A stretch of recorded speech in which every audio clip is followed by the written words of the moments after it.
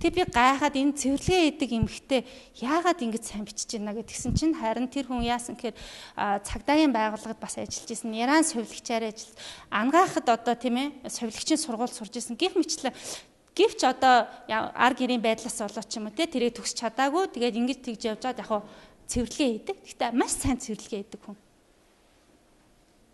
Тэгэхээр өөрөөр хэлбэл одоо цэвэрлэгээ хийдэг гээл ингээл нэг бичгийн чадваргүй ч юм уу тийм биш байх нь биш үү? Тэр бичгийг хараад би гайхаад тэгэн гутаа ингээд сонссон чинь бас бичсэн юм харсан чинь тэр хүний явж ирсэн хийж ирсэн юмнууд нь үнэхээр энэ туршлагатай юмд их зөв ханддаг те хайшааш биш одоо нөгөө тийм ч учраас цэвэрлэгээг ч гэсэн маш сайн хийж чаддгийм байх гэж бодсон л доо. За бас өөрийгөө ингээд илэрхийлж ин танаа компанид орох чинь гэл ингээд нэг хит хоосон магтаал ингээд байвал шууд мэдэгдэн бас. Тийм байх хэрэггүй шаардлагагүй. За тэгээд энийг би хит удаа хэлж гин одоо өөрийгөө илэрхийлж байгаа бүх юм чинь жишээтэй бодиттой байх хэрэгтэй. Тэгжиж хүнд хүрнэ. За төрийн албан хаагчийн анкет дээр бас нэг бичих хэсэг яг нь ер нь бол мэдхэл зүйлүүд л те үндэс угсаа гэл хэсэг байгаа. За үндэс угсаа гэл тэгэхээр юу бичих вэ?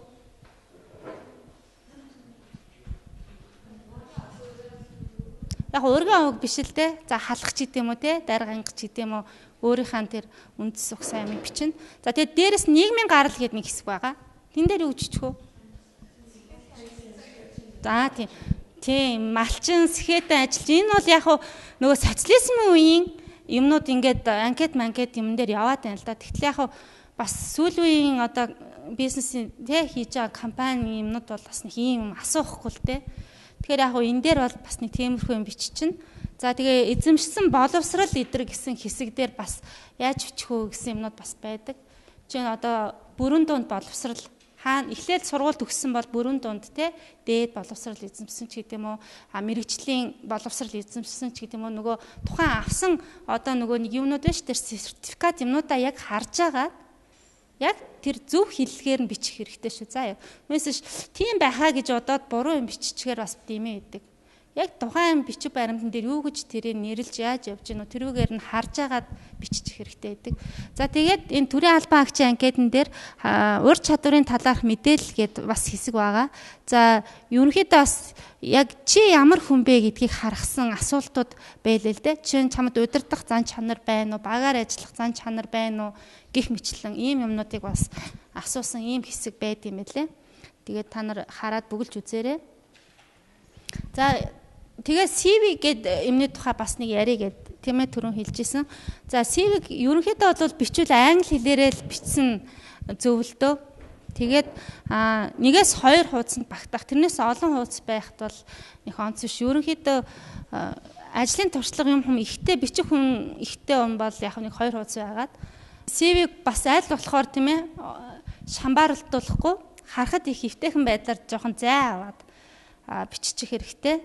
За нэг ялгаатай зүйл нь манай Монгол ч гэдэм үү те одоо анкет намт дээр бол хамгийн эхлээд ингээл нэгдүгээр ангид орсноосоо ер нь ингээд бичдэг цаг дарааллын хувьд энэ барууны CV ч юм уу те энэ юмнууд дээр болохоор одоо хамгийн сүүлд хаана ажилласан хамгийн сүүлд төгссөн сургууль юмнуудаас бичдэг шүү. Тэрийг бас анхаараарай. За тэгээд энд ямар мэдээлэл бичих вэ гэхээр нөгөө нэг ямар одоо тий ажлын байр байна тэр нь таарах өөрийнхөө туршлага амжилтыг ингэж гаргаж бичдэг. Ер нь бол би бас түрүү хэлжсэн намтар дээр бол бити их он цаг ийм хооронд одоо нөгөө зай гаргаарай гэж хэлсэн шүү дээ. Яг ингээд он ингээ харагдчих хахаар те энэ хүн за энэ онуудад ингэж сураад ингэж ажиллаад энэ хооронд ингэсэн байх гэж харагдахаар бичдэг бол CV-н дээр заавал тэгээд ах шаардлагагүй. Ерөнхийдөө тухайн ажлын байранд хамгийн их тохирох өөрийгөө одоо илэрхийлэх тэр ажлын туршлагануудаа л гаргаа биччих хэрэгтэй байдгийг. За тэгээд мэдээж үг товчлохгүй байх. За ямар нэг юмыг тодогдох чинь гээл доогоор нь зураа ч юм уу харлуулаа ч юм уу те хашилт эднэр хийгээд байх тохиромжгүй гэж зөвлөд юм байлээ. За cover letter гэдэг те энэ юу юм бэ гэхээр ерөнхийдөө бол яг энэ намтар зарим нэг монгол хүмүүс бас явуулаад байлээ л дээ. Ихэнх нь бол яг хөө зүгээр анкет намтар бөглөөл явуулцдаг. А ганц нэг үнэхээр одоо энэ cover letter гэдэг юм хэрэгтэй. Би энд орох юмсан гэж бодож байгаа хүмүүс cover letter бас хамтд нь хийгээд бичээ явуулдаг. Тэгээд энэ юу юм бэ гэхээр ер нь бол нөгөө намтар анкет чи айгүй товчхон бичдэг. Тэгтэл яг би өөрийгөө жоох өшөө нэг жоох илэрхийлээ гаргачих гэсэн ийм юмнууд байх юм бол энийгээ энэ цагтл дээрээ бичдэг. За тэгээд энийг яаж бичих вэ гэхээр эхлээд мэдээж хинт хандж чинь тийм ээ тэрийгээ бичээд хизээ бичсэн тийм ээ огноогоо тавиад тэгээд нэг минчлээ сайн байна уу ч гэдэг юм уу те. Тэгээд ерөнхийдөө ийм газраас би энэ ажлын зарыг харсан юм аа гэд тэрийгээ бичээд тэгээд яагаад энэ ажлын байрыг сонирхож байгаа тухайгаар өөрийнхөө тэр чадвар туршлага юмнуудаа оруулаад ингээд илүү их ингээд дэлгэрэнгүй бичих боломжтой ийм хэсэг байдаг. За тэгээд мэдээж юмд төгсгөл зөв хийх хэрэгтэй байдаг. За тэгээд ингээ уулзаж надаас ярьцлага аавна гэдэгт би итгэлтэй байна ч гэдэм үү те. Ийм байдлаар дуусах. Ер нь өөртөө энэ анкет бүглэх ярьцлаганд орохт түрүүн яг энэ сэтгэл зүйч багш ярьжсэн те. Ингээд ер нь одоо өөрийгөө их тийм эргээр үнэлэх, өөртөө итгэлтэй байгаа бичих хэрэгтэй.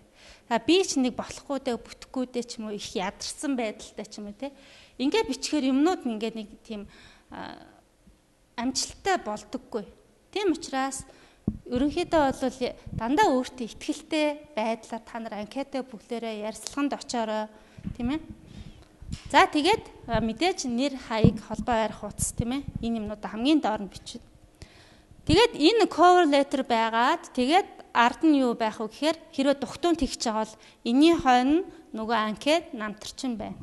Тэгээ өшөө шаардлагатай гэж бодвол та нар дипломын хуулбар ч юм уу янз бүрийн хуулбар юмнуудаа оруулаад тэгээд дугтуунтаа хийгээд авч